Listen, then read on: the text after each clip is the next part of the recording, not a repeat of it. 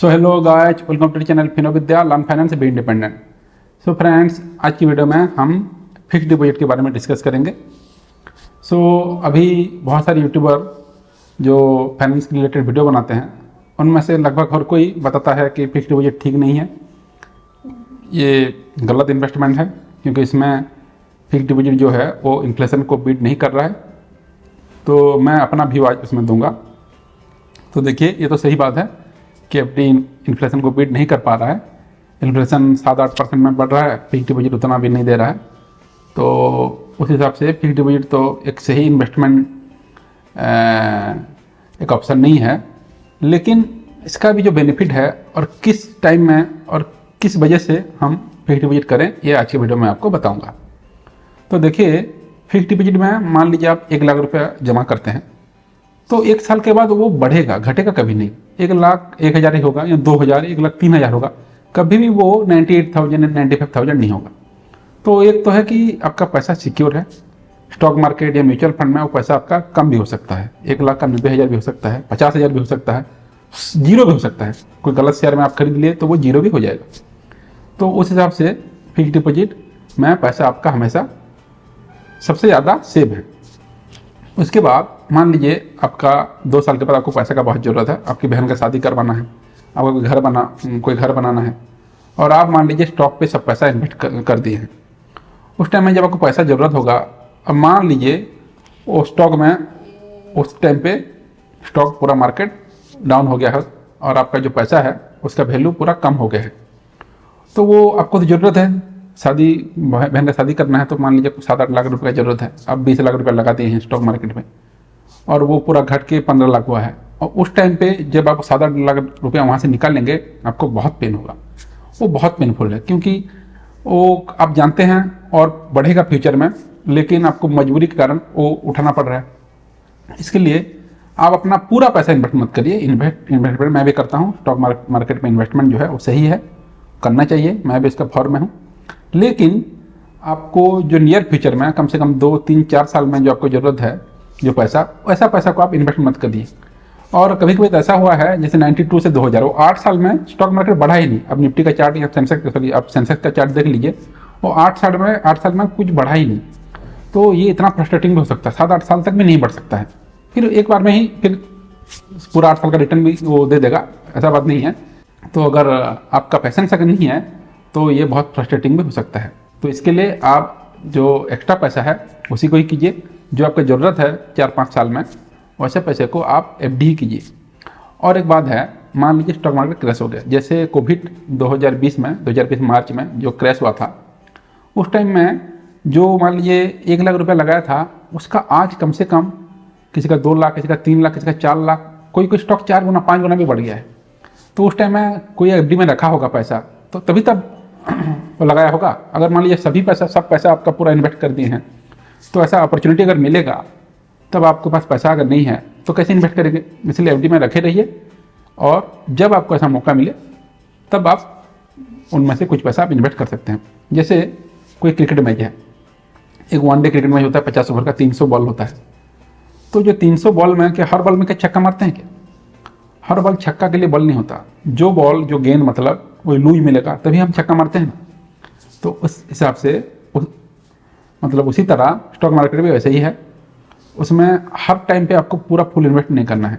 जब आपको ऐसा मौका मिलेगा तभी आपको वो इन्वेस्ट करना है। इसके लिए आपको पैसा रखना बहुत ज़रूरी है।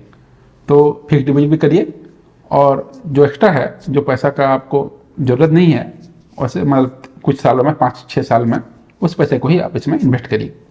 और मान लीजिए आपके पापा के पेरेंट्स के पास बहुत पैसा है, वो लोग आपको बहुत सारे एफडी आपके नाम पे कर दिए हैं, तो आप अपना पूरा पैसा भी कर सकते हैं, क्योंकि आपको कुछ अगर मेडिकल इमरजेंसी या कुछ भी इमरजेंसी हुआ तो उनसे आप ले सकते हैं।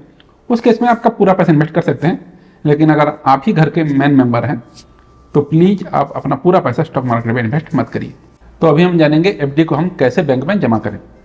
तो फ्रेंड्स, एफडी को जो आप जमा करते हैं, उसको आप पूरा एफडी का अगर नहीं हो तो कुछ एफडी का, मतलब कुछ परसेंट वो एफडी का आप छोटा छोटा एफडी बनाइए।